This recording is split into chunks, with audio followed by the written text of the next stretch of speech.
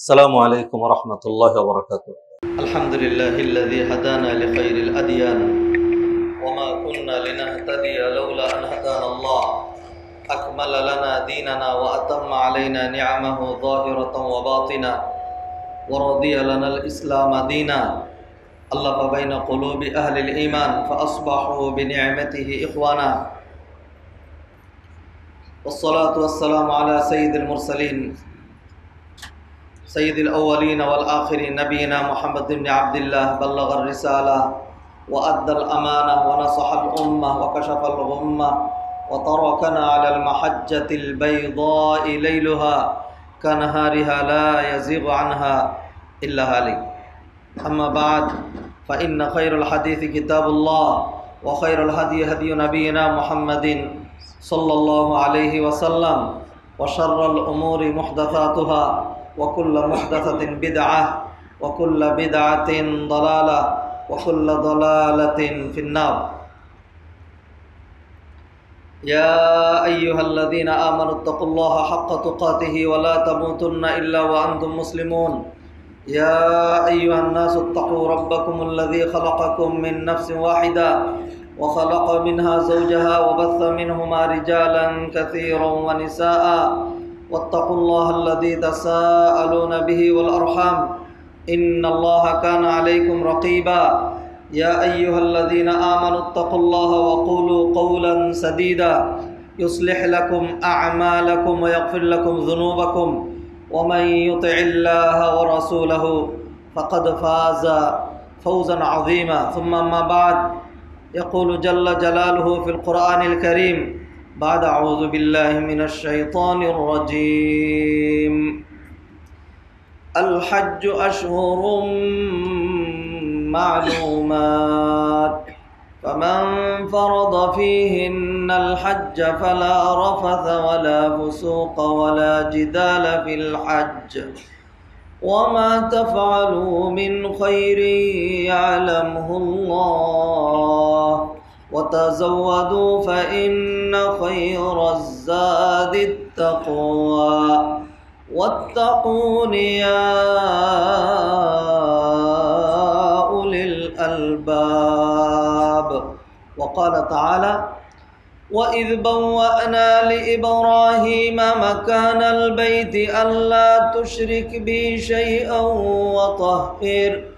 وطهر بيتي للطائفين والقائمين والركع السجود وأذن في الناس بالحج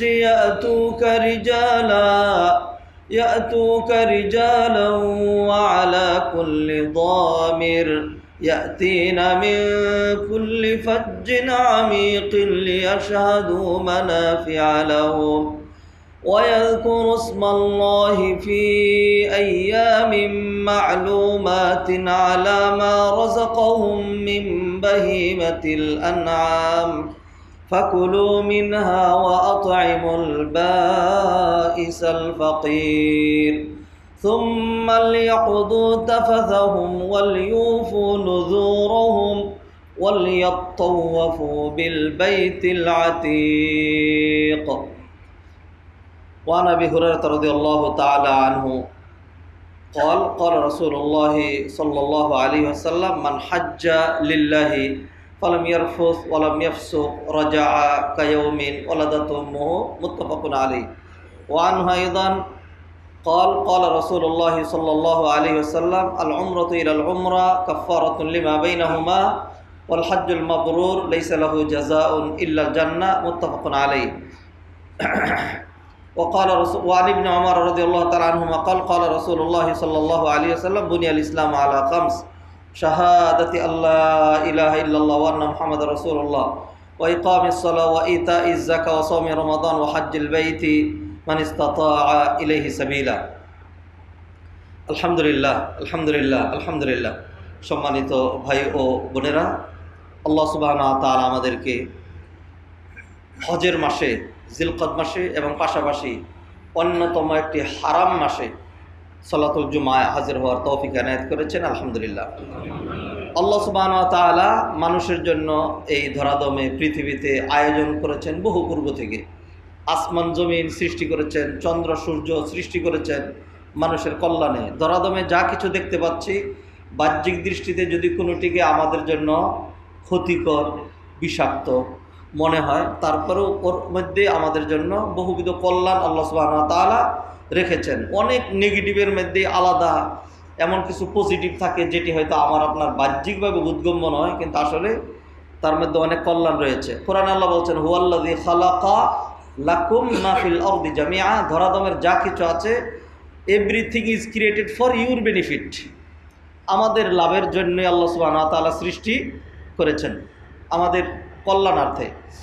চন্দ্র সূর্য আল্লাহ সুবহানাহু ওয়া তাআলা স্থাপন করেছেন আমাদের সুবিধার্থে। আশ-শামসু ওয়াল কমারু বিহুসবান, রাত দিন তিনি নির্ধারণ করেছেন, এটা আমার আপনার কল্যাণে। ওয়াজআলনাল লাইলা ওয়ান নাহারা আয়াতাইনি ফামাহাউনা আয়াতাল লাইলি ওয়াজআলনা আয়াতান নাহারি মুবসিরাতাল লিতাবতাগু ফাদলাম মির রাব্বিকুম ওয়া লিতা'লামু আদাদাস সিনিনা ওয়াল হিসাব। আল্লাহ সুবহানাহু ওয়া তাআলা মানুষ পৃথিবীতে আসার বহু আগে নির্ধারণ করলেন পৃথিবীতে মানুষ আসবে, মানুষের মাস গণনা করা লাগবে, দিন গণনা করা লাগবে, সেগুলি মিলিয়ে কখনো তারা সিয়াম পালন করবে, কখনো হজ, কখনো আশুরা, কখনো অন্যান্য বিধিবিধান তারা পালন করবে। তো সেই জন্য আল্লাহ সুবহানাহু ওয়া তাআলা মাস নির্ধারণ করে দিলেন, মাসের সংখ্যা হবে 12টা। ইন্না ইদ্দাতাশ শুহুরি ইনদাল্লাহি 12 শাহরান ফি কিতাবিল্লাহ ইয়াওমা খালাকাস সামাওয়াতি ওয়াল আরদ মিনহা আরবাআতুন হুরুম। তার মধ্যে 4টা মাসকে আল্লাহ সুবহানাহু ওয়া তাআলা হারাম ঘোষণা করলেন, অধিক মর্যাদা মণ্ডিত করলেন। তার প্রথম মাসটা হলো এই মাস জিলকদ মাস। জিলকদ মাস, শাওয়াল মাস এটা হজের মাস। শাওয়াল, জিলকদ, জিলহজ এই 3 মাস হলো হজের মাস। আর জিলকদ, জিলহজ, মুহররম এই 3 মাস হলো হারাম মাস। আর একটা আছে রজব মাস। এই মোট 4টা হলো হারাম মাস। আবার বলছি, রমাদান হজের মাসও না, রমাদান এটা হারাম মাসও না, কিন্তু রমাদানকে আল্লাহ সুবহানাহু ওয়া তাআলা অন্য দিক দিয়ে মর্যাদা মণ্ডিত করেছেন। এটা কোরআনের মাস, রমাদান কোরআনের মাস, নেক আমল করেছি। এরপর আল্লাহ সুবহানাহু ওয়া তাআলা রমাদান যাওয়ার পরে আমাদেরকে জানিয়ে দিলেন যেই মাসে পদার্পণ করলা এটা কিন্তু এই মাসের আলাদা আরেকটা মর্যাদা আছে, এটা হজের মাস। তো সেই হজের 1 মাস আমাদের শেষ হয়েছে, শাওয়াল মাস। হজের 2য় মাস চলছে জিলকদ মাস, আর মূল হজের মাস হলো জিল হজের মাস। এই 2 মাস হলো প্রস্তুতি স্বরূপ। আবার অন্যদিকে হারাম মাস 3টা, সেটি হলো জিলকদ থেকে শুরু হয়। তাহলে জিলকদ 2 দিক দিয়ে মর্যাদা পেল, একটা হলো হজের মাস, আরেকটা হলো হারাম মাস। আবার হজের পূর্ববর্তী মাস, এই মাসে বিশ্বময় ওলামায়ে কেরাম, খতিব, হাজি সাহেবান, মুসলমানগণ হজ নিয়ে, ওমরা নিয়ে, তোয়াফ, সাই, তারপরে হলো ইহরাম, হজের ইতিহাস, হজের শিক্ষা, তারপরে হলো হজ জানা, হজ শিখা, হজ বুঝা ইত্যাদি নিয়ে আলোচনা হয়ে থাকে। আলহামদুলিল্লাহ আমাদের মসজিদ কমিটির, সম্মানিত মসজিদ কমিটির উদ্যোগে আমাদের মসজিদে হাজি ভাইদের সম্মানে, তাদের জ্ঞাতার্থে এবং সাধারণ মুসল্লিদের জ্ঞানের পাল্লা অথবা জ্ঞানের ভাণ্ডার বৃদ্ধি করার জন্য 3 দিনব্যাপী হজ প্রশিক্ষণ আয়োজন করা হয়েছিল। তার মধ্যে 2 দিন চলে গিয়েছে, আজকে ইনশাল্লাহ মাগরিব থেকে এসা পর্যন্ত লাস্ট। আজ থেকে আমি কয়েক জুমা ইনশাল্লাহ হজ নিয়ে, কুরবানি নিয়ে, এখন থেকে এই ধারাবাহিক, অন্য কোনো পয়েন্ট মাঝখানে একান্ত প্রয়োজন না দেখা দিলে এই পয়েন্টটি আমরা আলোচনা করতে থাকবো ইনশাল্লাহ। মুআজ্জাজ হাজিরিন, সম্মানিত ভাই বোনেরা, এর মাধ্যমে আমাদের টার্গেট, আমরা যারা হজে যাচ্ছি, আমাদের আত্মীয় স্বজন, আমাদের রিলেটিভ, আমাদের নেইবার, আমাদের বন্ধু বান্ধব, আমাদের পরিচিতজন যারা হজে যাচ্ছেন, তারা যেন মাকবুল হজ, সুন্দর হজ, জ্ঞানভিত্তিক হজ, জেনে শুনে হজ, সুন্দর হজ, কবুল হজ যেন তারা করে, তারা যেন নিষ্পাপ হয়ে আমাদের দেশের জন্য কল্যাণের লাগেজ বয়ে, কল্যাণ ভর্তি, নিষ্পাপ হয়ে কল্যাণের ধারক বাহক হয়ে তিনি যেন আমাদের দেশে ফিরে আসেন। তিনি তার পরিবারকে ঠিক করবেন, তিনি তার সমাজ সোসাইটিকে ঠিক করবেন, তার থেকে আমরা উপকৃত হব, এটি হলো আমাদের টার্গেট। আর পাশাপাশি আমরা যারা যেতে পারছি না, আলোচনা দিয়ে, তারপরে পর্যালোচনা দিয়ে, হজ জেনে আকাঙ্ক্ষা করে পেশ করে, হাজি সাহেবরা ওদিক দিয়ে কষ্ট করবেন একভাবে, আরাফার ময়দানে তারা গিয়ে সারাদিন লব্বাইক আল্লাহুম্মা লব্বাইক কান্নাকাটি করবেন। আর বাংলাদেশে তো আর আরাফা নাই। তো সেই জন্য আমরা ওই দিন সারাদিন রোজা রেখে, যে আমরাও আপনারা কষ্ট করছেন একদিক দিয়ে আমিও আপনার সাথে আছি, সেইভাবে আমরা কষ্ট করে আল্লাহ যেরকম হাজিদেরকে ওই আরাফার ময়দানে ঢালাওভাবে ক্ষমা করেন, আর আমরাও এইখানে বসে রোজা রেখে ইনশাল্লাহ আমরা এইভাবে আমাদের ক্ষমা নিশ্চিত করব। যেমনটি নবীজি সাল্লাল্লাহু আলাইহি ওয়াসাল্লাম বলে দিয়েছেন, আরাফার দিবসে কেউ যদি হজ রাখে তাইলে তার বিগত 1 বছরের এবং অগ্রিম আরেক বছরের 2 বছরের গুনাহ মাফ করে দেওয়া হবে। তো সেই জন্য ওই মানসিকতা থেকেই আমরা হজ নিয়ে আলোচনা শুরু করেছি। আপনারা সহজেই বর্তমানে এটি অনলাইনের যুগ, আপনারা সহজেই আপনার যে আত্মীয় হজে গিয়েছেন তাকে আপনার আমাদের একটা ক্লিপ অথবা আমাদের একটা লিঙ্ক, এটা তাকে সংযুক্ত করে দিতে পারেন। সংযুক্ত করে দিলেই তিনি নিজে নিজে বের করে হজের আলোচনাগুলো ধারাবাহিকভাবে শুনতে পারবেন, তারা সেটা দেখবেন। খুতবাতুল ইসলাম নামে ইউটিউবে আমাদের এই খুতবাগুলো দেওয়া হয়। খুতবাতুল ইসলাম, খুতবাতুল ইসলাম। আপনি তো কত রকম মানে সাবস্ক্রাইব করেন, ভালো মন্দ সব। তো খুতবাতুল ইসলাম এটিকেও সাবস্ক্রাইব করে আপনি নিজে উপকৃত হতে পারেন, অন্যদেরকে উপকার দিতে পারেন। আল্লাহ আমাদেরকে তৌফিক এনায়েত করেন। মুআজ্জাজ হাদিরিন, হজ বিষয়ক যে আলোচনা এটা অনেক লম্বা, অনেক বেশি আলোচনা। তো আমরা জুমা যেহেতু সীমিত সময় আলোচনা করি, তো সীমিত সময়ে আমরা কিছু কিছু গুরুত্বপূর্ণ বিষয় আপনাদের সামনে নিয়ে আসব। এক নাম্বার যে বিষয়টি, হজটা একটা ব্যতিক্রম ধর্মী আবাদতের নাম। হজ একটা ব্যতিক্রম ধর্মী আবাদতের নাম। দৈনন্দিন 5 ওয়াক্ত সলাৎ করি বিদায় এই সলাতের ভুলভ্রান্তি আমাদের কম হয়। আর সিয়াম পালন করা, যেহেতু মোটামুটি নিজের দেশেই থাকি, 1 মাস রোজা পালন করি, এটা ছাড়াও নফল রোজা মাঝে মধ্যে আমরা করি। এটার জন্য সফর করে অন্য কোথাও যেতে হয় না, পোশাক চেঞ্জ করতে হয় না, সারাদিন না খেলেই চলে। এর মধ্যে চোখ, নাক, কান, গুপ্তাঙ্গ, হস্ত, পদযুগল এগুলিকে যদি আমরা নিয়ন্ত্রণ করি তাহলে পারফেক্ট সিয়াম আমাদের হয়, ভুলভ্রান্তি হওয়ার সম্ভাবনা খুবই কম।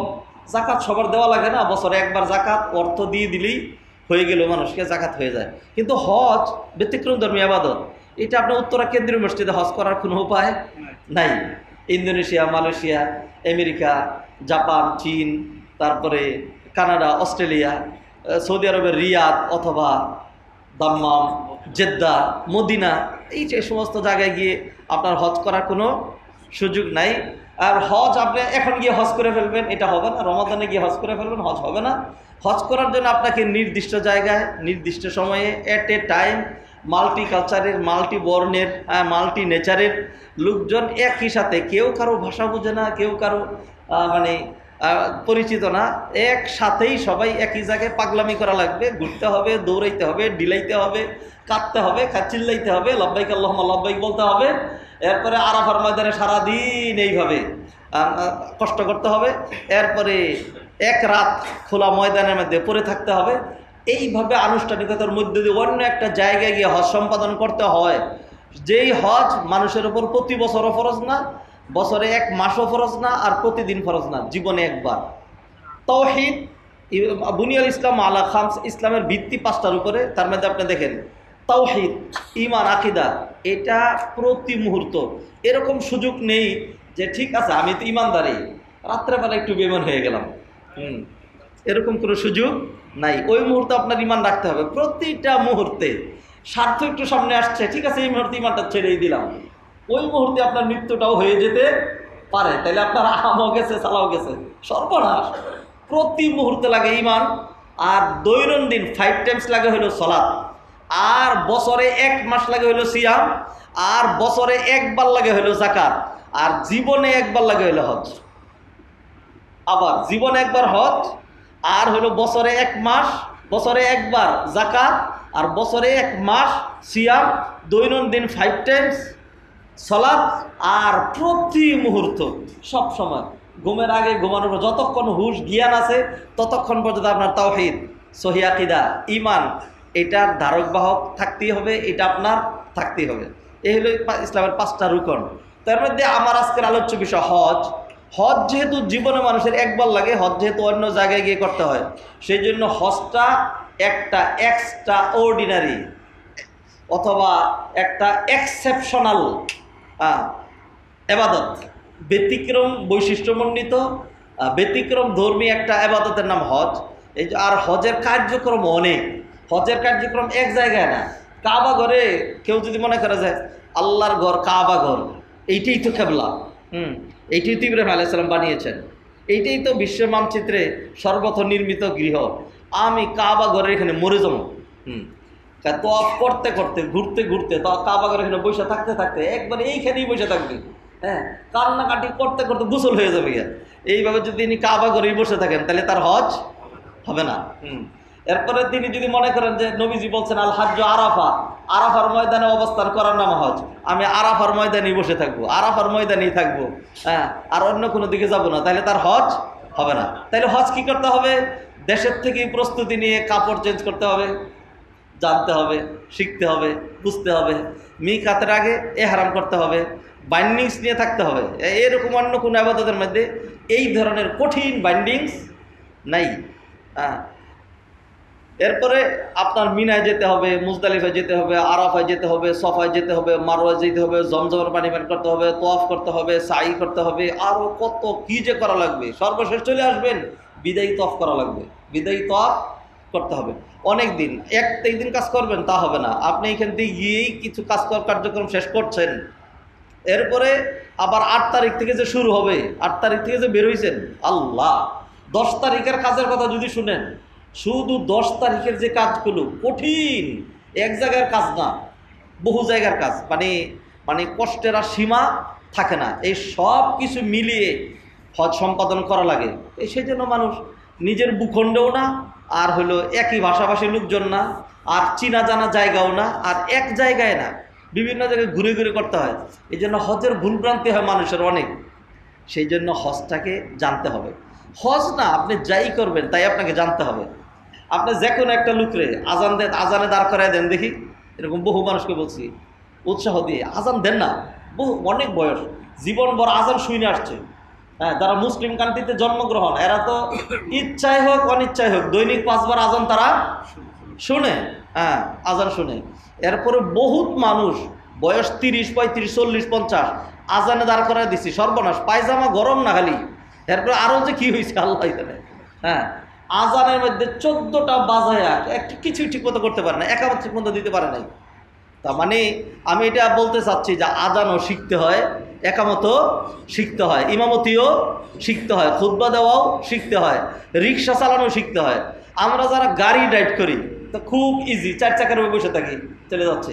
আপনি এবার রিক্সায় উঠে দেখেন, আলহামদুলিল্লাহ আমি রিক্সা ড্রাইভ করে দেখছি। এরপরে বলতেছি রিক্সায় ওঠার পরে রিক্সা একদিকে টানতে থাকে। হ্যাঁ, এই রিক্সা যে চালায় সেও এটা কি শিখছে। শিখতে হয়, যে কোনো কিছু শিখতে হয়। শুধু একটা জাতি, আমরা এমন একটা জাতি যেই জাতি কিছু শিখতে চায় না, শিখতে রাজি না, শিখবে না, কিছু শিখবে না। হ্যাঁ, কিছুই শিখবে না। মানে বিশেষ করে আপনারা যারা বড় লোক আছেন, আপনাদেরকে প্রথম কিছু কথা বলে নেই। হ্যাঁ, নিজের গাড়ি আছে, গাড়ি চালানি শিখবে না। হ্যাঁ, ড্রাইভারের উপরে নির্ভরশীল, ড্রাইভারের কাছে হাত পা বাইতে দিছে, নির্ভরশীল কেন? মদিনা ইউনিভার্সিটির ভিসি নিজে গাড়ি চালায় আসেন, হ্যাঁ, প্রফেসর নিজে গাড়ি চালায় আসেন, সবাই যার যার গাড়ি চালায় আসতেছে। আমাদের সমাজের কিছু প্রতিবন্ধকতা আছে, তাই বলে আপনি এটা শিখবেন না। শিখার মধ্যে খারাপ কি? আমাদের দেশে মানে কিছু জিনিস আছে যেটা এমনি অর্জিত হয়ে যায়, হ্যাঁ, খারাপ যা আছে সব অর্জন হয়ে যায়। আমি বলি না যেটা শিখে, খারাপটা ভালোটা শিখবে না। ফিরে আসি ভাইয়েরা, বৈষয়িক জিনিসও শিখতে হয়। যে কোনো জিনিস শিখা ভালো, জিনিস শিখা ভালো, বৈষয়িক কাজ শিখা ভালো। হাল চাষ করতে হলে লাঙ্গল ধরে দেখছেন, আপনি লাঙ্গল সোজা রাখতে পারবেন না, এদিক সেদিক চলে যাবে। আর যদি এমনিকে ডাইরেক্ট ধরেন, লাঙ্গল লাগাই দিয়ে গরুর পা কেটে ফেলবেন। এটাও শিখার বিষয়। অনেক কিছু শিখতে হয়, ইবাদতও শিখতে হয়, নামাজও শিখতে হয়, হ্যাঁ, সকল কিছু শিখতে, দাওয়া শিখতে হয়। কোরআনে আল্লাহ বলছেন, কুল, নবী বলে দেন, হাদিহি সাবিলি, হ্যাঁ, দিস ইজ মাই ওয়ে, এটি আমার কর্মপন্থা। আদউ ইলাল্লাহ, আমার কাজ হলো মানুষকে আল্লাহর দিকে দাওয়াত দেই। তো কীভাবে? আলা বাসীরাতিন আনা ওয়া মান ইত্তাবাআনি, জেনে শুনে বুঝে, হ্যাঁ, অজ্ঞতার আলোকে নয়, অন্ধকারে নয়, জ্ঞানের আলোকে, কোরআন সুন্নাহর গাইডলাইন অনুযায়ী শিখতে হয়, জানতে হয়। যারা শিখবে তাদের মান বেশি, আর যারা শিখবে না তাদের মান কম। দে আর নট ইকুয়াল। এটা আল্লাহ কোরআনে বলছেন, হাল ইয়াস্তাউইল্লাযীনা ইয়ালামুন যারা জানে আর যারা জানে না, আর দে ইকুয়াল, তারা কি সমান? না। যারা জানে আর যারা জানে না তারা কি নয়? সমান নয়। মুআজ্জাজ হাদিরে, সম্মানিত ভাই ও বোনেরা, আমাদের দেশ থেকে লক্ষ লোক হজে যাবে, আরও আমাদের বাংলাদেশি লোকজন যারা বাহিরে থাকে তারা হজ করবে। এইভাবে মোটামুটি প্রতি বছর ৩-৩.৫ লক্ষ বাংলাদেশি মানুষ হজ করেন। যদি সহি অর্থে হজ শিখে, হজ বুঝে, মাবরুর হজ, মাকবুল হজ, আল্লাহর কাছে কবুল হজ, সত্যিকার হজ, এইভাবে যদি হজ হতো তাইলে প্রতি বছর ৩ লক্ষ লোক একদম as a newborn innocent child, নিষ্পাপ নবভূমিষ্ঠ বাচ্চা হয়ে ফিরতেন। এই হাদিস বহুবার ব্যাখ্যা করছে। আজকে আবার পর দিকে দেখি যে এটার মধ্যে আরেকটা একটু অতিরিক্ত আছে। সেটা হলো একজন হাজি যখন হজ করে আসে, মাকবুল হজ করে, নবভূমিষ্ঠ বাচ্চার মতো আসে। তা খালি তো এটি আলোচনা করছি, নিষ্পাপ। হ্যাঁ, নিষ্পাপ আলোচনা করছি। এই মুহূর্তে আমি এটি আলোচনা করছি। আজকে নতুন আরেকটা শিখছি। সেটা হলো নিষ্পাপ হয়ে আসে মানে কি, নবভূমিষ্ঠ বাচ্চা যখন মায়ের পেট থেকে বেরিয়ে আসে তখন সে পজিটিভও আনে না, নেগেটিভও আনে না, দুইটা শূন্য, একদম খালি ভাণ্ড, এইভাবে আসে। আর একজন হাজি যখন হজ করে আসেন তখন ওই নবভূমিষ্ঠ বাচ্চার মতো পাপ মুক্তের দিক থেকে, তবে জীবনে যত কল্যাণ করেছে সেই কল্যাণ কিন্তু সাথে থাকবে। এমন না যে খালি হয়ে আসছে, তার কল্যাণ থাকবে, অকল্যাণ থাকবে না। সুবহানাল্লাহ। এই কথা এমনি বুধগম্য, কিন্তু এই কথা যে সাথে ব্যাখ্যায় উলামায়ে কেরাম, সালফে সালেহিন, সাহাবায়ে কেরাম এটাও ব্যাখ্যা করে দিয়েছেন। আল্লাহু আকবার।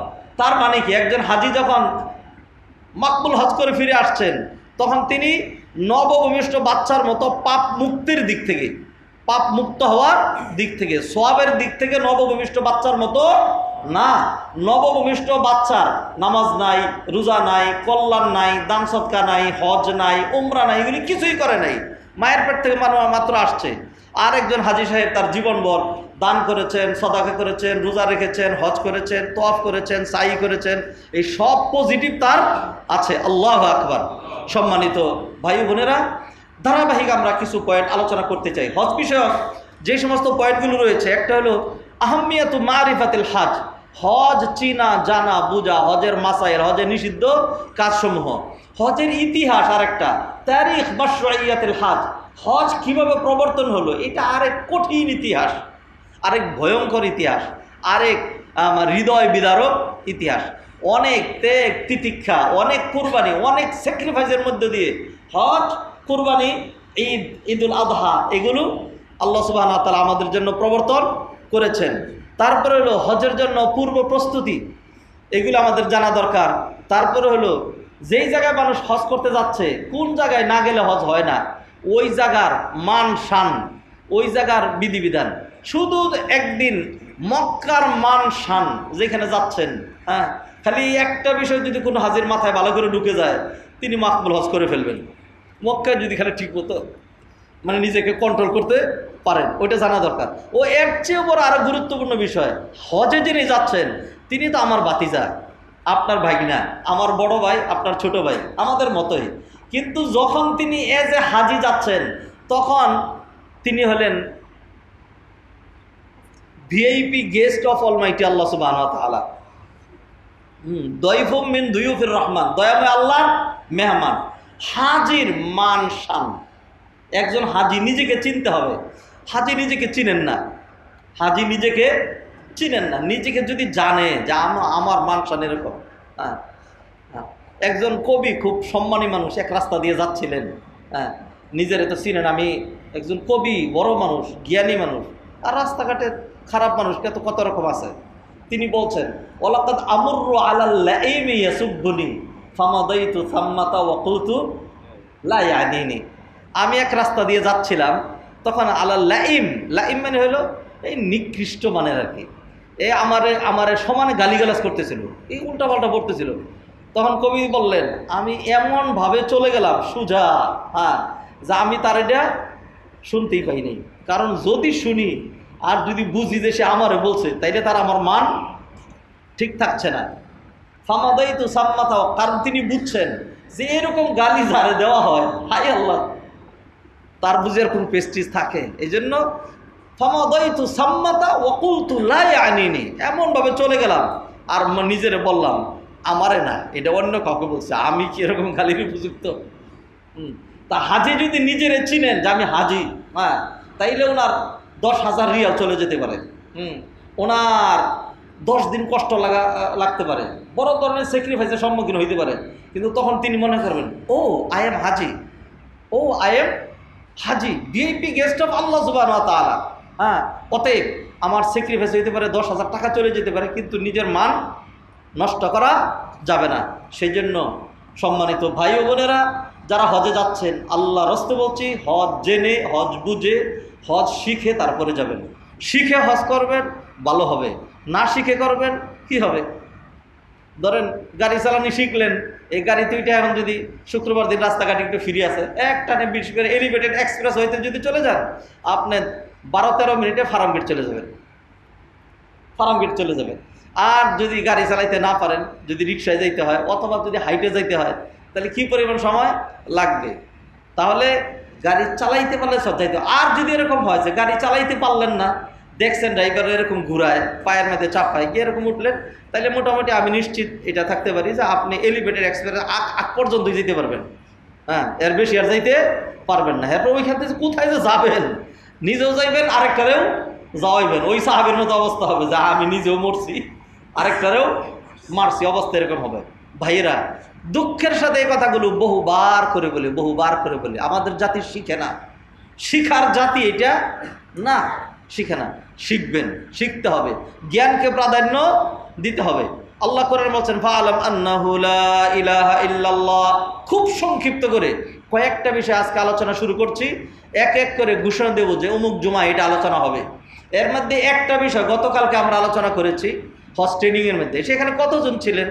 50-60 জন, 50-60 জন লোক, এর বেশি না। হ্যাঁ, 60-70 জন। আজকে এখানে হাজার হাজার মানুষ, এরা জানে না। সেইখানে মাকবুল হজের জন্য করণীয় কিছু কাজ আছে, এখানে এমন এমন কিছু বিষয় আছে, এর একটাও যদি আপনার ছুটে যায়, আপনি যত কথাই বলেন, আপনার হজ হওয়ার বিন্দু মাত্র কোনো সম্ভাবনা নাই। ধরেন আমি বলে দিতে পারি, কোনো লোকের গলা যদি শরীর থেকে আলাদা হয়, তাইলে আপনি তারে কানাডাও নিতে পারবেন, অস্ট্রেলিয়াও নিতে পারবেন, আমেরিকাও নিতে পারবেন। আমি চ্যালেঞ্জ দিয়ে লিখে দিতে পারি, এই লোক আর বাঁচবে না। আপনি কি বলেন? গলা কাটা হয়ে গেছে, গলা কাইটা শরীর থেকে আলাদা করে ফেলছে, এখন আপনি বাংলাদেশে চিকিৎসা নেই, সিঙ্গাপুরে নিয়ে যান, সিঙ্গাপুর থেকে আমেরিকা নিয়ে যান, যেইখানেই নেন না কেন, যেহেতু গলা কাটা, এইটাকে বাঁচানোর আর কোনো উপায় নাই। তো ঠিক তদ্রূপ হজের গলা আছে, হজের গলা আছে, হজের কিডনি আছে, হজের কলিজা আছে, হ্যাঁ, হজের লিভার আছে। হ্যাঁ, এইগুলো যদি না থাকে, এইগুলো যদি বিদীর্ণ হয়ে যায়, তাইলে ওই হজ হওয়ার আর কোনো সম্ভাবনা নাই। ধরেন আপনি বহুত কষ্ট করে এইখানে জুমার নামাজ পড়তে আসছেন, গাজীপুর থেকে, আরও দূর দূরান্ত থেকে আসছেন, মসজিদের ভিতরে ফার্স্ট কাতারে চলে আসছেন। এখন জুমার পরে যদি জানতে পারি এটা যে শেখ, আমি তো অনেক দূর থেকে এসেছিলাম, তো সেই জন্য মসজিদের ভিতরে ঢুকে গেছি, এসি বাহিরে গরম, আর এতগুলো মানুষের গার্ডিংয়ে যাওয়া এটাও সমস্যা, সেই জন্য আর যাই নেই। কিন্তু নামাজে দাঁড়ানোর আগে আমার ছোট্ট একটা বায়ু বেরিয়েছিল। নামাজে দাঁড়ানোর আগে ছোট্ট একটা বায়ু বেরিয়ে গেছিল, পরে আমি এইভাবে নামাজটা পড়ছি। হ্যাঁ, তো আল্লাহ তো গফুর গফার, আল্লাহ মহিয়ান গরিয়ান। হ্যাঁ, একদম সত্য কথা, আল্লাহ গফুর গফার, সব ঠিক আছে। আপনি কষ্ট করছেন, নামাজও করছেন, আমি 100% বলতে পারি আপনার জোয়ার নামাজ হয়নি। কারণ কি? অজু ছাড়া জোয়ার নামাজ হওয়ার কোনো সম্ভাবনা নাই। আরেকজন সব অজু সহ পড়ছেন, পূর্ব দিকে ফিরে, তাহলে তার নামাজ হবে না। আরেকজন কাপড় থাকা সত্ত্বেও তিনি ফরজ তরক করে নামাজ পড়ছেন, ফরজ তরক অথবা আংশিক তরক। একজন পুরুষের ফরজ সতর হইল নাভি টু হাঁটু, হাঁটু থেকে নাভি পর্যন্ত। বহু মানুষ আমাদের সমাজে নামাজ পড়ে, তার নামাজ হয় না। মসজিদে জামাতের সাথে নামাজ পড়ে, জামাত হয় না। এরকম অনেককে দেখবেন। হ্যাঁ, মানে সেজদায় গেছে, যে গায়ে যে গেঞ্জি গায়ে দিয়ে আসছে, এটা হলো ছোটো ভাইয়ের যে ছোটো, হ্যাঁ, তার গেঞ্জি, ছোটো ভাইয়ের গেঞ্জি গায়ে দিয়ে আসছে। আর প্যান্ট যেটা পরে আসছে, এটা তো কোনোভাবেই যতই টানেন, কারণ সেলাই দিয়ে আটকায় দেওয়া, তো এটা না বেরারও এতটুকু নিচে থাকে। এটা ইউরোপিয়ান অসভ্যরা তারাই সিস্টেম করছে, মেয়েদের প্যান্ট বিশেষ করে যতই টানুক তার নাভি ডাকতে পারবে না, আরও নিচ পর্যন্ত থাকবে। এটা এরকম ব্যবস্থাই নেই ওই রকম করে। তো এখন ওই স্টাইল আমরা তো কি জানি, নবীজি বলছেন যে তোমরা লাতাত্তাবিউন্না সুনানা মান কানা ক্বাবলাকুম হাযাল কুযযাতি বিল, তোমরা হুবহু ইহুদি খ্রিস্টানদের অনুসরণ করবা, মানে তোমাদের একটা গ্রুপ থাকবে। এখন করছে এরকম।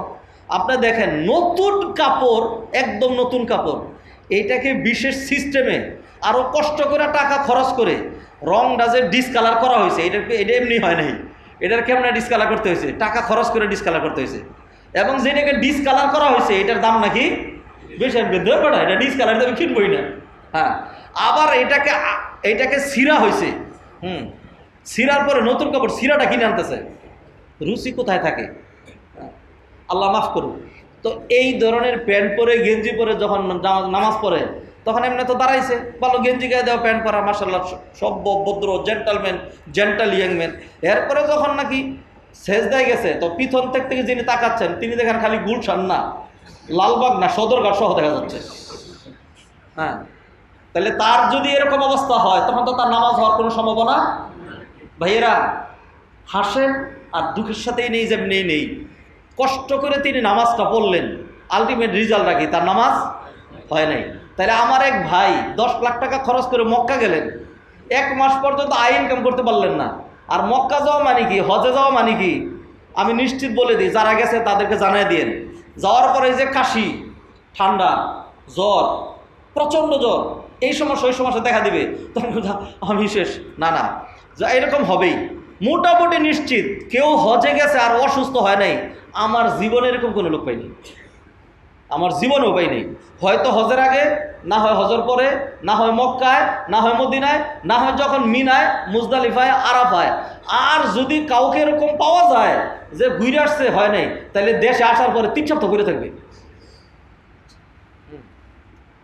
মোটামুটি নিশ্চিত। তাহলে এত কষ্ট করলো, 10 লক্ষ টাকা খরচ করলো, আয় ইনকাম বন্ধ হলো, ফ্যামিলি থেকে ডিটাচ থাকলো, এরপরে রিজাল্ট যদি এটা হয় যে তার হজ কবুল হয় নাই, হজ কবুল হয় না মানে হজ হয় নাই, তাহলে অবস্থাটা কীরকম হবে, অবস্থাটা কেমন হবে? সেই জন্য এই আলোচনাগুলো মোস্ট ইম্পর্টেন্ট। জানি না তো আমরা, আর আপনি যে জানেন না এটার সব সমুদয় দোষ, এটা তো আপনার উপর চাপাচ্ছি না, এটার দোষের একটা ভাগ আমি নিচ্ছি, দোষের একটা ভাগ আমাদের সভাপতি ভাইয়ের উপর চাপাচ্ছি, যারা দায়িত্বশীল আছেন তাদের উপর চাপাচ্ছি। এরা দায়িত্ব, আমাদের সমাজ ব্যবস্থা দায়িত্ব। কারণ আমাদের শিক্ষায়, আমাদের কারিকুলামে, আমাদের স্কুলে, আমাদের কলেজে, আমাদের ইউনিভার্সিটিতে এগুলো সিলেবাস নাই, এগুলো পড়ানো হয় নাই। এরপরে হলো আমাদের লোকজন, যেটা আমাদের রগ রেশার মধ্যে, আমাদের নার্ভের মধ্যে, আমাদের মানসিকতা, আমাদের চিন্তা চেতনায় জ্ঞান শিক্ষার যে আগ্রহ। একজন 10 লাখ টাকা হজ করে হজে যাবেন, তিনি 3 মাস কেন হজের উপর পড়াশোনা করলেন না? এই মানসিকতা কেন আসলো না? নাই তো আমাদের। তো সেই জন্য আপনি জানেন না। তাইলে কিছু মানুষ তো আছে যারা এটা নিয়ে আংশিক হলেও জানে, তাইলে তার দ্বারস্থ হবেন। আমি অসুস্থ হইলে তখন ডাক্তারের কি নেই, অ্যাপয়েন্টমেন্ট নেই, অ্যাপয়েন্টমেন্ট নিয়ে সেইখানে গিয়ে ঘন্টাকে ঘন্টা বসে থাকতে হয়। ধৈর্য, এটা বিশ্বময়, শুধু আমাদের দেশে না, এটা বিশ্বময়, সমস্ত জায়গায় ডাক্তারের এখানে চেম্বারে বসে থাকতে হয়। এরপরে ডাক্তারের কাছে যেতে হয়, ডাক্তার কিছু লিখা দেয়, এরপরে এই শুধু ওষুধ না, কিন্তু ডাক্তার কিছু আঁকাকি করে দিচ্ছে, সেটার জন্য ডাক্তারের কি দিতে হচ্ছে, টাকা দিতে হচ্ছে। এরপরে আবার ডাক্তার আবার অন্য দিক দিয়েও টাকা পাবে, অনেকগুলো টেস্ট দিয়ে দিছে, এই টেস্টটা করাইতে হবে, সেখানেও টাকা দিতে হবে, ওইখান থেকে আবার একটা % আসবে। সেই জন্য বহুত বাহুল্য টেস্টও হয়, এইটাও আপনাকে মেনে নিতে হচ্ছে। এরপরে গিয়ে না আপনার ওষুধের এতগুলো কাজ কেন করছেন, যেহেতু আপনি এটা জানেন না। যদি জানতেন তাহলে তো আপনি ডাইরেক্ট নিজে নিজে কিনে খাইতে পারতেন। তো ভাইয়েরা, হজে যাচ্ছেন আপনি, যারা আলেম ওলামা তাদেরকে কয়জনকে প্রশ্ন করেছেন, কয়টা হালাকায় গিয়েছেন? বহু জায়গায় এমন কোনো মসজিদ নাই যেখানে হজ প্রশিক্ষণ হচ্ছে না। হ্যাঁ, রেডিও টিভিতে সমস্ত আলোচনা হচ্ছে, তারপর হজ শিখবে না। আল্লাহ সুবহানাহু ওয়া তাআলা আমাদেরকে মাফ করুন। মুআজ্জাল হাদিরিন, আসুন, হজ শিখতেই হবে আপনাকে, না শিখে করবেন হবে না, অ্যাক্সিডেন্ট করবেন, মনে করলেন অনেক কিছু করে ফেলছেন, কিন্তু শেষমেশ আপনার কী হয়নি, হজ হয় নাই। এরকম কিছু পয়েন্ট আছে, একটাও যদি বাদ যায় তাহলে হজ হওয়ার কোনো সম্ভাবনা নাই, কোনো সম্ভাবনা নাই। আবার কিছু পয়েন্ট আছে, কিছু ত্রুটি বিচ্ছুতি আছে, এইগুলো যদি হয় তাহলে আপনার হজের ফরজ যেটা, এইটা আদায় হয়ে গেছে। তবে যেই হজটা করে আসছেন এইটা হলো একটা কাইল্লা হজ। কাইল্লা বুঝেন, মানে কালো না, কালো করলে তো সম্মান, কাইল্লা। অন্ধ, কানা, ল্যাংরা, বধির, স্বাস্থ্যহীন, রুগ্ন, প্যারালাইজড, হ্যাঁ, অথবা আর কি বলবো ক্যান্সার হজ করে আসছেন। মানে একজন ব্যক্তি যেটা ক্যান্সার হয়েছে, মোটামুটি মানুষ জানে যে হ্যাঁ ক্যান্সার হ্যাজ নো অ্যান্সার, হ্যাঁ এইটার বাঁচার কোনো সম্ভাবনা নাই। তা বহুত মানুষ হজ করে আসে, যে হজটা নিয়ে আসছে এটা হলো প্যারালাইজড হজ, ক্যান্সার হজ, কানা হজ, জবানের হেফাজত করে নেই, উল্টাপাল্টা করছে, তাহলে এটা বদি কি হজ, বুবা হজ, হ্যাঁ হাত উল্টাপাল্টা ব্যবহার করছেন, তাহলে এটা হলো প্যারালাইজড হজ। এরকম কিছু কিছু বৈশিষ্ট্য আমি এরকম উদাহরণ দিয়ে বুঝাই এই জন্য যে হজ করলেই যে হজ হয়ে যাবে বিষয়টা এরকম না, সেই জন্য আমাদের জানা দরকার, মুআজ্জাজ হাদিরিন, সেই জন্য জানা দরকার। প্রথমেই হজের খুব সংক্ষিপ্ত ইতিহাস, এটি আবার রিপিট হবে ইনশাআল্লাহ কোরবানির আগে দিয়ে, ইনশাআল্লাহ কোরবানির, কারণ একই ইতিহাস। হজ এমনিই প্রবর্তন হয় নাই। আল্লাহ সুবহানাহু ওয়া তাআলা কোরআনে কারিমে বললেন, ইন্না আউওয়ালা বাইতিন উদিআ লিন-নাসি লাল্লাযী বিবাক্কাতা মুবারাকান ওয়া হুদাল লিল আলামিন। এই ধরাদমে মানব কল্যাণে সর্বপ্রথম যেই গৃহ নির্মাণ করা হয়েছে ওই গৃহ হইল বিবাক্কাতা, মক্কায় কাবা ঘরের কথা বলা হচ্ছে। সর্বপ্রথম আল্লাহ সুবহানাহু ওয়া তাআলা একটা ঘর নির্মাণ করলেন বিশাল টার্গেট নিয়ে, এই ঘর ফেরেশতারা নির্মাণ করলেন। এরপরে কালের আবর্তনে এই ঘরটা আস্তে আস্তে ভেঙে গেছে, এরপর আদম আলাইহিস সালাম আবার নির্মাণ করলেন।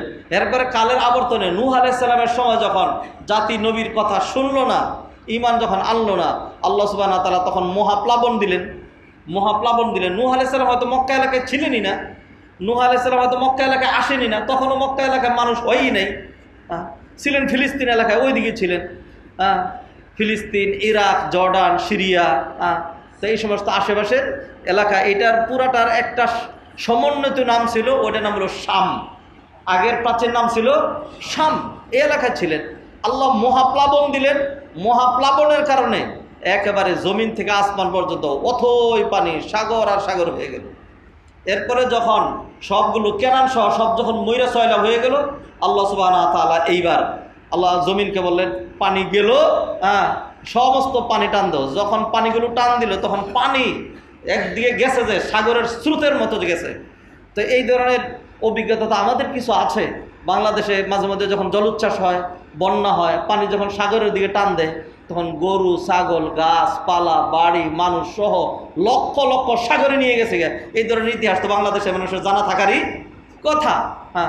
তো তখন মানে প্লাবনের তুড়ে ঢেউয়ের মানে কারণে কাবাঘরের দেয়াল টেয়াল সব নিশ্চিহ্ন হয়ে বালুর আস্তরণের নিচে পড়ে গেছে। কেউ জানে না, নূহ আলাইহিস সালাম হয়তো জানেন না, আর সেখানে নূহ আলাইহিস সালামের জানানোর দরকার হয়তো ছিল না।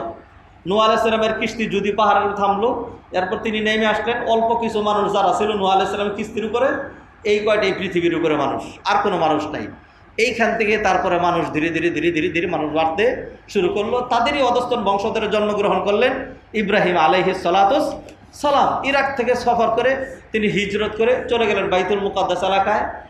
যখন তিনি যাচ্ছিলেন সারাকে নিয়ে, সারা হলো তার স্ত্রী, তো যে এলাকা দিয়ে যাচ্ছিলেন জালেম বাদশাহ যে কোনো রূপসী সুন্দরী যুবতী মেয়ে এই এলাকা দিয়ে গেলে এটা রাজা বাদশাহ তাকে বুক করতেই হবে, এটা হলো তার কাজ ছিল। তো এখন ইব্রাহিম আলাইহিস সালাম যেতে হবে, হিজরত করা ছাড়া কোনো উপায় নেই, থাকার কোনো, যেতেই হবে।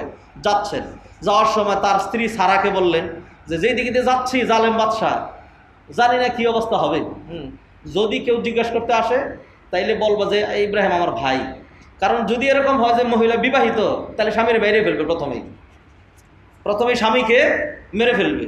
তো ইব্রাহিম আলাইহিস সালাম বুঝাইলেন, দেখো ধর্মীয় বিধান হলো ইমানদার ইমানদার ভাই ভাই, আর নারী পুরুষ হইলে ভাই বোন।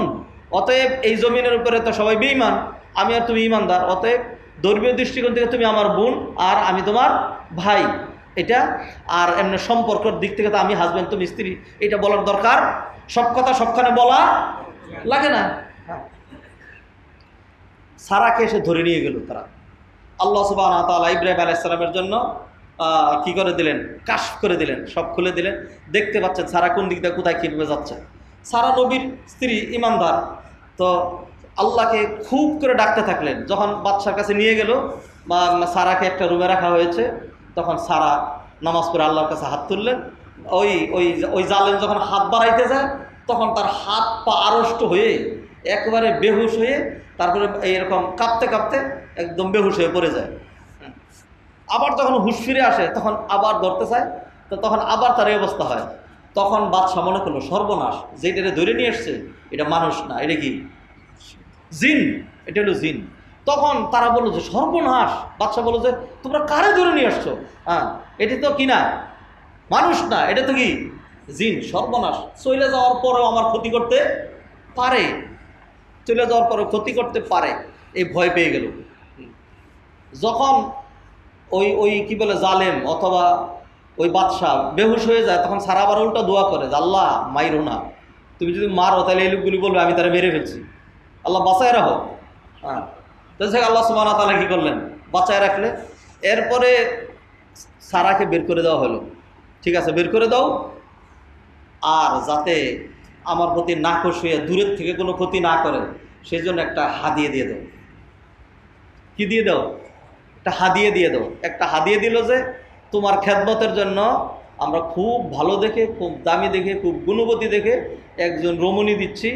এই রমণীর নাম হলো হাজার। এই রমণীর নাম কি? হাজার। বাংলায় আমরা হাজারা কই, আরবি শব্দ হইল হাজার। তো সারা, ও তার নাম ছিল সারা, ইব্রাহিম আলাইহিস সালামের স্ত্রীর নাম। হ্যাঁ, আর তাকে দেওয়া হলো হাজার। তো ঠিক আছে, হাজারকে নিয়ে আসলো ইব্রাহিম আলাইহিস সালাম, তার স্ত্রীকে নিয়ে এই মেয়েরে নিয়ে চলে আসলেন। আয়েশা তারা ফিলিস্তিনে বসবাস করছেন, অনেক দিন পর্যন্ত থাকছেন। তো সারার ও রসে কোনো রকম সন্তান আদি কোনো কিছুই হয় না। না হওয়াতে এইবার সারা অনুমতি দিলেন, একটা কাজ করেন, হ্যাঁ আমারও তো মা হওয়ার ইচ্ছা, আপনার তো বাবা হওয়ার ইচ্ছা, বয়স 80-র উপরে হয়ে গেছে, 90 হয়ে যাচ্ছে, সন্তান আদি হচ্ছে না, আপনি এক কাজ করেন, আপনার হাজারকে বিয়ে করেন, আপনার হাজারকে বিয়ে করেন। ইব্রাহিম আলাইহিস সালাম হাজারকে বিয়ে করলেন। ইব্রাহিম আলাইহিস সালাম হাজারকে বিয়ে করলেন। অল্প দিনের মধ্যে আল্লাহ সুবহানাহু ওয়া তাআলা হাজারকে একটা সন্তান দিয়ে দিলেন। হ্যাঁ, এই সন্তানের নাম হলো ইসমাইল। এই সন্তানের নাম ইসমাইল। স্ট্যাটাসের দিক থেকে ভুলে যাবেন না, সেটা হলো সারা হলো সম্রাজ্ঞী, সারা হলেন সম্রাজ্ঞী, রানী। হ্যাঁ, আর সেই রানীর সেবিকাকে হাজার। আচ্ছা, এখন অপরদিকে এই হাজার ইব্রাহিম আলাইহিস সালামের স্ত্রী হয়ে গেছে, তা ঠিক আছে, দ্বিতীয় স্ত্রী। আরেকটা সমস্যা হয়ে দাঁড়াইছে যে ওই সারা যতই রানীর সম্রাজ্ঞী হোক না কেন, এখন ওই যে দ্বিতীয় স্ত্রী অথবা যেটা নাকি তার সেবিকা ছিল, এখন সে কিন্তু ইব্রাহিম আলাইহিস সালামের সন্তানের মা, সন্তান হয়ে গেছে, ফলে স্ট্যাটাস বেড়ে গেছে। এদিকে হাজারাও একটু স্ট্যাটাস বুঝে ফেললেন, আর সারাও বুঝলেন যে না, সে তো আমার উপর দিয়ে চলে যাচ্ছে। এই দুইজনের মাঝখানে এখন মানুষ হিসাবে যা টক্কর হয়, এরকম টক্কর হইতে থাকলো। এইগুলো হলো লম্বা ইতিহাস থেকে যৎসামান্য নিয়ে আসছে। এখন এই দুইজনের মাঝখানে যখন টক্কর হচ্ছে, এই মুহূর্তে আল্লাহ সুবহানাহু ওয়া তাআলা বললেন, ইব্রাহিম একটা কাজ করেন, আপনার পরিবারের ভিতরে লাগালাগি হচ্ছে, হ্যাঁ এটা হওয়া যাবে না, আপনি এই হাজারকে, হ্যাঁ তার যে সন্তান ইসমাইল, এটা কার সন্তান? ইব্রাহিম আলাইহিস সালামের সন্তান। আর এমন মায়া, বৃদ্ধ বয়সে যদি বাচ্চা কাচ্চা হয় কি পরিমাণ মায়া লাগে। হ্যাঁ, এটাকে আপনি বুঝবেন, আপনারা যুবক থাকতেই তো বাচ্চা হয় না। হ্যাঁ, এটা আপনারা বুঝার কথা না। হ্যাঁ, বৃদ্ধ হইলে আবার বাচ্চা, পুরুষ মানুষ বৃদ্ধ হয় নাকি? হ্যাঁ, মহিলাদের লিমিটেশন আছে, পুরুষদের কি নাই? লিমিটেশন নাই। তাই এই কথা কামারের দোকানে কোরআন করে লাভ কি, আমাদের সামনে করে লাভ নাই। সম্মানিত ভাইয়েরা, যাই হোক, বৃদ্ধ বয়সে সন্তানের প্রতি খুব মায়া হয়। মানুষের এরকম হওয়া দরকার যে 80 বছর পর্যন্ত তার বাচ্চা হইতে থাকবে, একদম যা বলছে খুব বা এটাই শরিয়া। আমরা এখান থেকে বহু দূরে, তো খুব মায়া হয়েছে। যদি এটা না বুঝেন, অন্তত এইভাবে বুঝেন, বৃদ্ধ বয়সে আমরা যারা নানা নারী হয়েছিস, নাতি নাতনির জন্য যে এত মায়া থাকে, এটা নানা হওয়ার আগে বুঝি নেই, সত্যি কথা। হ্যাঁ, তো ইব্রাহিম আলাইহিস সালামের খুব মায়া হলো ইসমাইলের জন্য। এই মুহূর্তে আল্লাহ সুবহানাহু ওয়া তাআলা বহুবিধ কারণে পারিবারিক ঝগড়া থামায় দিবেন, আর কোনোভাবেই ইব্রাহিম আলাইহিস সালামের কলবের ভিতরে আল্লাহর চেয়ে বেশি ভালোবাসা আর কারোর জন্য থাকবে না। সেই লক্ষ্যে বললেন এই ইসমাইল এবং তার মাকে বনবাস দিতে হবে, বনবাস দিতে হবে। তো ইব্রাহিম আলাইহিস সালাম রেডি হইলেন, এটা আল্লাহর পক্ষ থেকে ওহী, তিনি নবী। হ্যাঁ, রেডি হলেন। কোথায়? বলে যে রেডি হন, জিবরাইল পথ দেখায় নিয়ে যাবে। এরপরে সেই সুদূর ফিলিস্তিন থেকে মরুভূমি, পাহাড়, এগুলো অতিক্রম করে আসতে আসতে আসতে বর্তমানে যেটা মক্কা নগরী, যেখানে কাবা, জমজম, সফা মারওয়া আছে, এই জায়গায় উল্লেখ্য বলে দিচ্ছি, তখনও পর্যন্ত মক্কার আশেপাশে 40-50-60 কিলোমিটারের মধ্যে, মাইলের মধ্যে আশেপাশে একজন মানুষ, একটা বাড়ি, কোনো কিছুই তখনও ছিল না, হয় নাই। তো আস্তে আস্তে যখন ওই যেখানে কাবা ঘর আর যেখানে জমজম কুয়া, সফা মারওয়া পাহাড়ের কাছাকাছি, এই জায়গায় যখন আসলেন, তখন জিবরাইল আলাইহিস সালাম বললেন, বাস এইখানে রেখে এইবার সোজা পিছনের দিকে তাকানো হয়ে যাবে না, চলে যেতে হবে, ফিলিস্তিন চলে যাবো, সারার কাছে চলে যাবো, এরা এখানে থাকবে। তাই ইব্রাহিম আলাইহিস সালাম রেখে চলে যাচ্ছেন। হাজর আলাইহিস সালাম বললেন, আইনা তাতরুকুনা ফি হাদাল ওয়াদি, এই উপত্যকায় খাবার নাই, দাবার নাই, কিচ্ছু নাই, মানুষ নাই, হ্যাঁ, চিনি না, জানি না, পানি নেই, রিজিক নেই, কিচ্ছু নেই, কোথায় রেখে যাচ্ছেন আপনি আমাদেরকে? আমার সন্তানকে এখানে কোথায় রেখে যাচ্ছেন? কোথায় নিয়ে আসলেন? হাজর আলাইহিস সালাম কাপড়ের মধ্যে টানতে ধরলেন।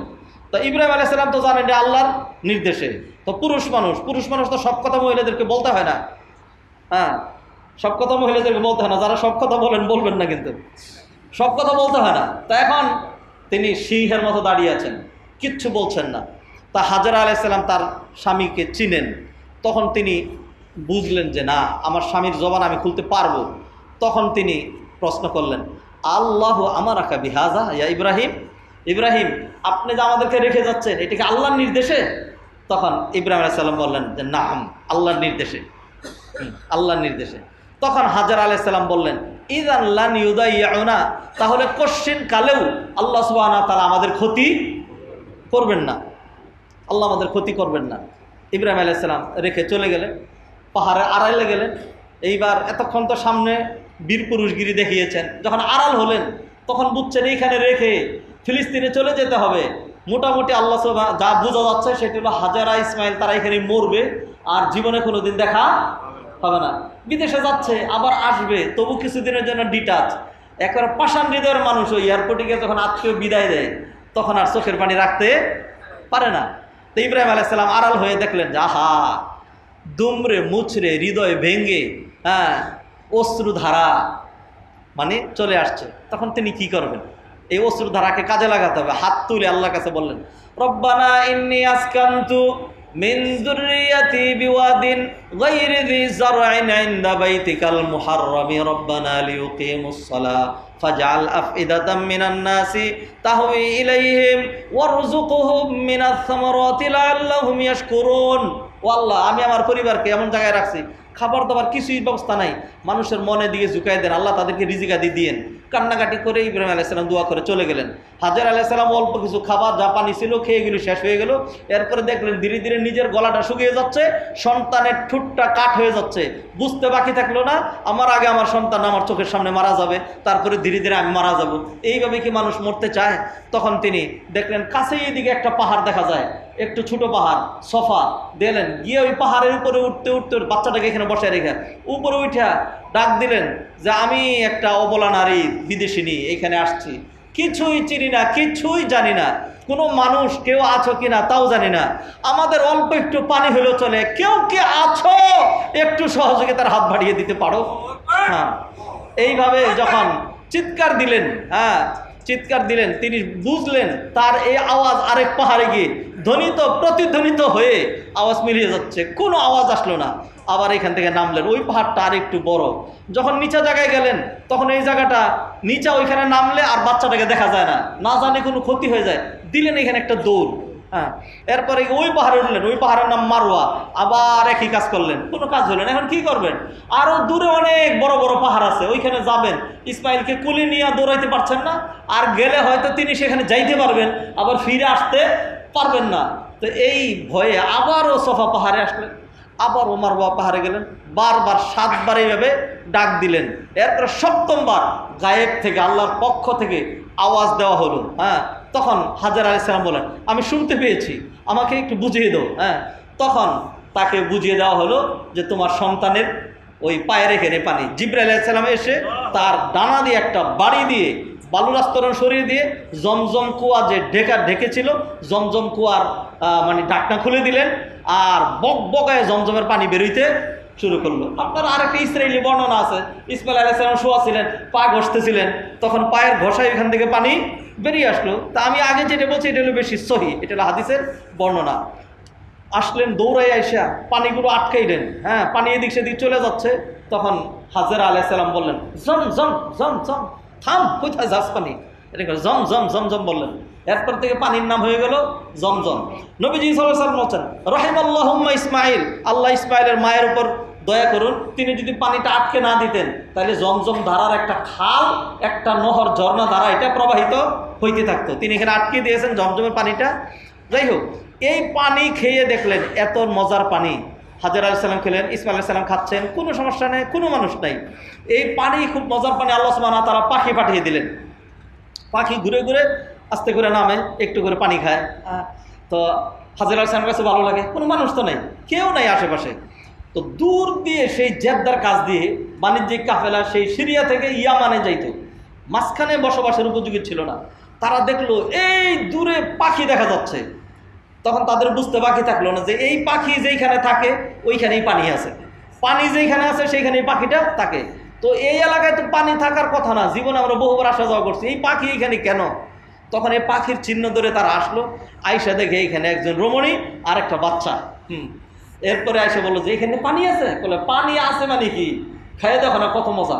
একটু খাইয়া দেখে, বাপদাদা 14 গোষ্ঠীর জীবনে এরকম মজার পানি তারা খায় নাই। বললো মাগো, ফ্রি চাই না, আমাদের কাছে খাবারের অভাব নাই, আপনাকে খাবার দিচ্ছি, আমাদের বান্ডগুলো যদি একটু ভরে নেই, কোনো আপত্তি আছে? কয় না, কোনো আপত্তি নেই। ভরে নিলেন। এরপরে বললেন যে আমাদের আর অন্যান্য কাফেলা, তাদেরকে যদি ঠিকানা দেই, তারা যদি আসে, কোনো আপত্তি আছে? না, কোনো আপত্তি নেই। এরপরে কিছুদিন পরে এসে বললেন যে আপনি যেইখানে বলবেন ওইখানেই, পাহাড়ের আড়ালে একটু দূরে, আমরা যদি একটু তাবু করে থাকি, এত মিষ্টি পানি, কোনো আপত্তি আছে? না না না, তোমরা থাকো এইখানে। এইভাবে আল্লাহ সুবহানাহু ওয়া তাআলা মানুষ দিয়া এইখানে জমজমাট করে দিলেন। ইসমাঈল আলাইহিস সালাম বড় হলেন। আমি লম্বা ইতিহাসকে খুব সংক্ষিপ্ত করে আজকেই শেষ করতে চাচ্ছি। ইসমাঈল আলাইহিস সালাম ততদিনে বড় হয়ে গেলেন। এরাই হইল মূল আরবের লোকজন, এদের থেকেই ইসমাঈল আলাইহিস সালাম আরবি ভাষা শিখলেন। নতুবা ইব্রাহিম আলাইহিস সালাম এবং ইসমাঈলের মূল ভাষা আরবি ছিল না, এখান থেকে আরবি শিখলেন। এদের মেয়ে ইসমাঈল আলাইহিস সালাম মানে বিবাহ করলেন, বড় হইলেন। এই আরও অনেক লম্বা ইতিহাস, সেদিকে যাচ্ছে না। ইসমাঈল আলাইহিস সালাম যখন একটু বড় হইলেন, এর মাঝখানে আল্লাহ সুবহানাহু ওয়া তাআলা ইব্রাহিম আলাইহিস সালামকে অনুমতি দিলেন, আপনি তো আপনার এক স্ত্রীরে নিয়ে পড়ে আসছেন ইয়াতে, সিরিয়াতে, না ওইটার খোঁজ খবর নিতে হবে, যান। আল্লাহ বুরাক পাঠায় দিতেন, এবার জিবরাইল না, বুরাক দিয়ে ইব্রাহিম আলাইহিস সালাম ধপ করে চলে আসতেন। আয়েশা, হাজেরা আলাইহিস সালাম ইসমাঈলকে দেখে আবার চলে যেতে হতো, এখানে থাকার অনুমতি ছিল না, খবর নিতেন। এরপরে যখন ইসমাঈল আলাইহিস সালাম একটু বড় হইল, খুব মায়া, একটাই তো বাচ্চা, একটাই বাচ্চা। ফালাম্মা বালাগা মাহু সায়া ক্বালা ইয়া বুনাইয়া ইন্নী আরা ফিল মানামি আন্নী আযবাহুকা ফানজুর মাযা তারা ক্বালা ইয়া আবাতি ফাআল মা তুমার। যখন একটু বড় হলো, আল্লাহ সুবহানাহু ওয়া তাআলা স্বপ্নে দেখাইলেন এবার তারে কি করে দিতে হবে, জবাই করে দিতে হবে। ইতিহাস জীবনে বহুবার শুনছেন, আমি লম্বা করতে চাচ্ছি না।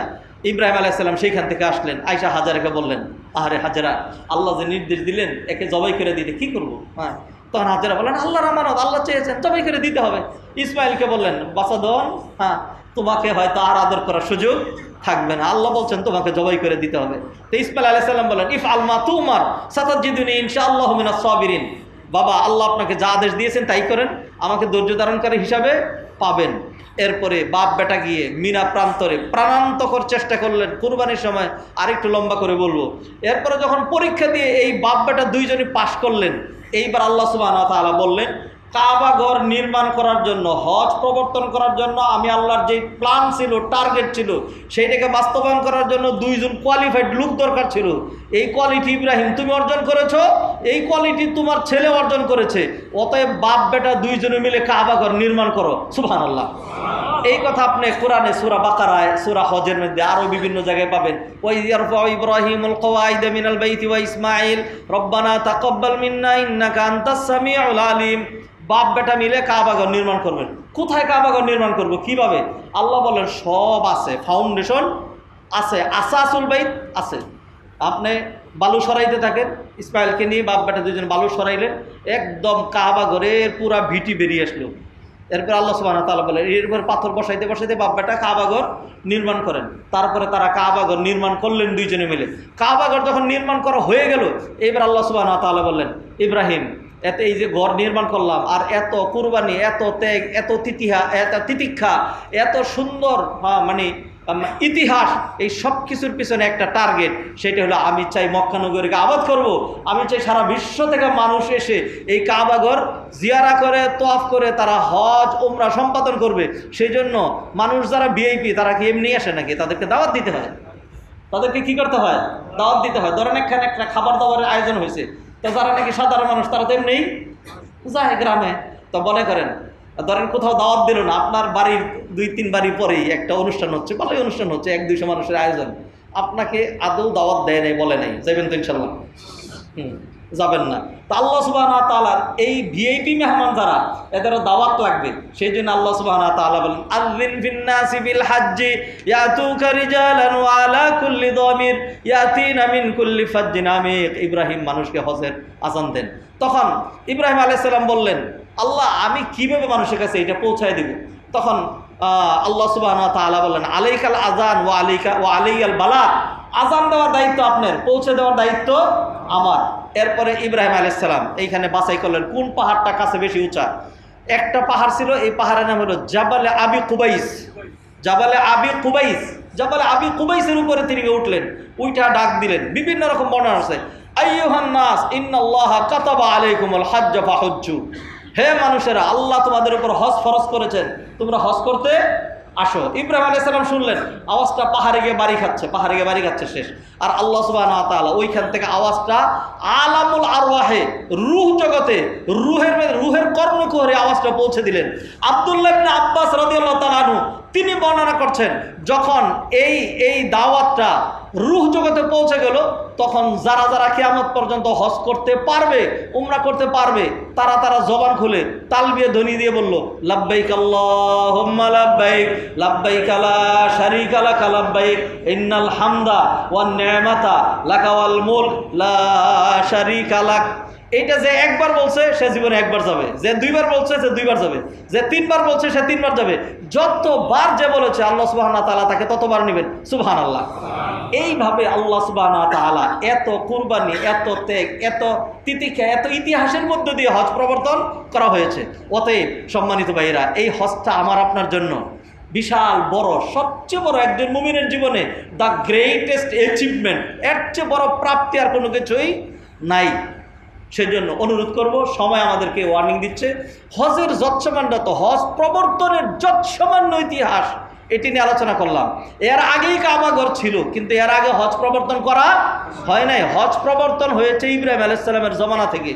এইখান থেকে হজের শুরু। সেখানে দেখেন ইব্রাহিম আলাইহিস সালামের কুরবানি, ইসমাঈল আলাইহিস সালামের কুরবানি, হাজরা আলাইহিস সালামের কুরবানি, নিজের ঘর ছেড়ে দিয়ে দূরে চলে আসা, তারপরে মানে কত কিছুর মধ্য দিয়ে আল্লাহ সুবহানাহু ওয়া তাআলা হজ প্রবর্তন করলেন। সম্মানিত ভাইয়েরা, অতএব হজ করতে হলে আপনি যদি সত্যি সেই হজ করতে চান, কুরবানি ছাড়া, ত্যাগ ছাড়া, কষ্ট ছাড়া, একটু ছাড় দেওয়া ছাড়া আপনি মাকবুল হজ করতে পারবেন না।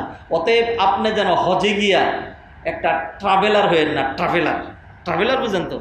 ট্রাভেলার ওই যে আমেরিকায় যান, সিঙ্গাপুরে যান, কানাডায় যান, বিভিন্ন জায়গায় মনে করেন ট্রাভেলার, একেবারে হোটেল এরকম সেরকম সব ঠিকঠাক, 3-4টা মানুষ। মক্কায় এট এ টাইম 30 লক্ষ মানুষ থাকে। এই 30 লক্ষ মানুষ যে কোনো রকম পান্তা পানি খাই বাইসা থাকে, এটাই তো বেশি।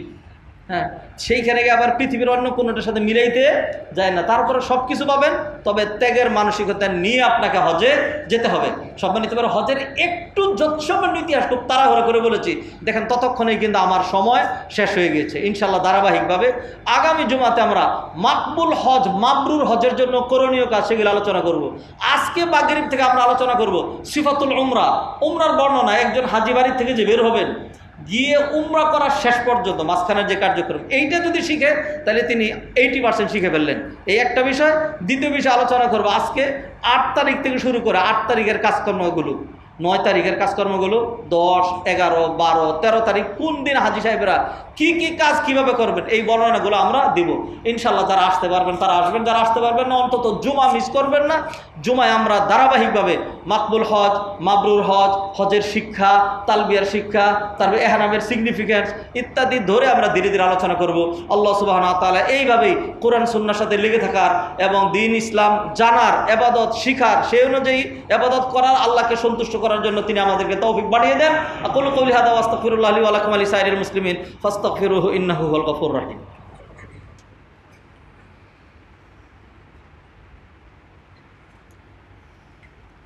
আলহামদুলিল্লাহি ওয়াহদা ওয়াসসালাতু ওয়াসসালামু আলা মান লা নাবিয়্যা বা'দা আইয়ুহাল ইখওয়াতুল আফাদিল ইন্নাল্লাহ সুবহানাহু ওয়া তাআলা খালাকানা লিআজলিল ইবাদা ক্বালা তাআলা ওয়া মা খালাকতুল জিন্না ওয়াল ইনসা ইল্লা লিয়াবুদুন আল্লাহ সুবহানাহু ওয়া তাআলা শারা'a লানা আনওয়া'an মিনাল ইবাদাত ওয়া মানাহানা ফুরাসান ذهبية فرصا عديدة لنتسابق إلى الخيرات لنيل جنة لنيل مغفرة وجنة عرضها السماوات والأرض أعدت للمتقين ومن تلك العبادات ومن تلك الفرص الذهبية أداء العمرة وأداء مناسك الحج قال تعالى أتم الحج والعمرة لله وقال تعالى الحج أشهر معلومات فمن فرض فيهن الحج فلا رفث ولا فسوق ولا جدال في الحج وما تفعلوا من خير يعلمه الله وتزودوا فإن خير الزاد التقوى واتقون يا أولي الألباب ويقول النبي صلى الله عليه وسلم من حج لله فلم يرفث ولم يفسق رجع كيوم ولدته أمه صلوا على النبي البشير فإن الله سبحانه وتعالى أمرنا بالصلاة والتسليم على النبي صلى الله عليه وسلم فقال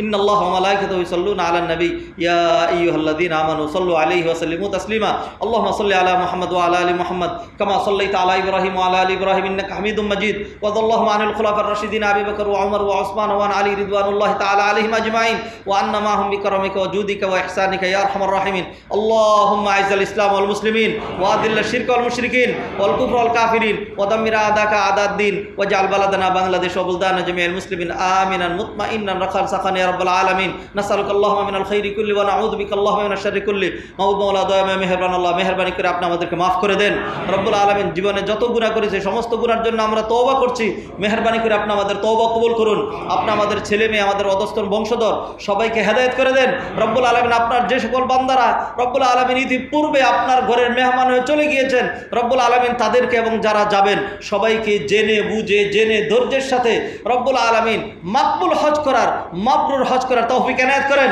রব্বুল আলামিন আমরা যারা এবছর যাওয়ার সুযোগ পাচ্ছি না ভবিষ্যতে আপনি আমাদের জন্য হজ নসিব করেন হজ করার তৌফিক এনায়েত করেন জেনে বুঝে হজ করে নিষ্পাপ হওয়ার এবং জান্নাত যে হজের প্রতি তার জান্নাত এমন হজ করার তৌফিক এনায়েত করেন রব্বুল আলামিন সারা বিশ্বের মুসলমানদেরকে সাহায্য করেন বিশেষ করে ফিলিস্তিনি ভাইদের রব্বুল আলামিন মেহেরবানি করে আপনি তাদের সহায় হন রব্বুল আলামিন মেহেরবানি করে আপনি তাদেরকে সাহায্য করেন রব্বুল আলামিন ইহুদিবাদকে আপনি ধ্বংস করে দেন রব্বুল আলামিন ইহুদিবাদকে যারা যে সকল মুসলমানরা মুসলিম দেশরা রব্বুল আলামিন সহযোগিতা করে তাদের সাথে আতাত করে যারা ইহুদিদের সাথে বন্ধুত্ব করে রব্বুল আলামিন তাদেরকে বুঝিয়ে দেন ইহুদিরা মুসলমানদের বন্ধু হতে পারে না রব্বুল আলামিন আমাদের মধ্যে যারা অসুস্থ সবাইকে সুস্থতা দান করেন উত্তরা কেন্দ্রীয় মসজিদের কাজ যেভাবে চলছে রব্বুল আলামিন এই কাজকে আরো বেশি বেগবান করে দেন রব্বুল আলামিন অনেক ভাইরা এই গরমের মধ্যে টিনের নিচে রব্বুল আলামিন কষ্ট করে দাঁড়িয়ে দাঁড়িয়ে খুতবা শুনছেন রব্বুল আলামিন মেহেরবানি করে এই ভাইদের জন্য এই মুসল্লিদের জন্য একটা আরামদায়ক সুন্দর পরিবেশ